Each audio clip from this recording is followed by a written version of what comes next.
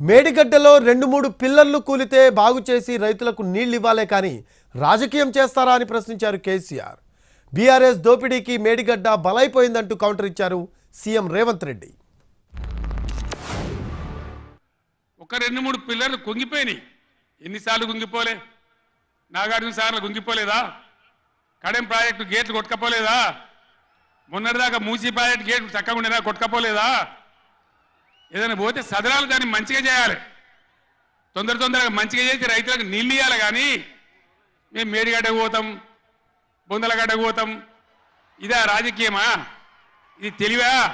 Concrete structures అంత వర్టికల్గా cracks వచ్చి ఉంటే దాని ఒక చిన్న సంఘటన కింద మాజీ ముఖ్యమంత్రి గారు మాట్లాడుతున్నారు అని అంటే అసలు చంద్రశేఖరరావు గారి ఆలోచన చేసిన తప్పిదాలను కప్పిపుచ్చుకోవడానికి చేస్తున్న ప్రయత్నము ఈరోజు తెలంగాణ సమాజం అంతా గమనించాల్సిన అవసరం ఉన్నది.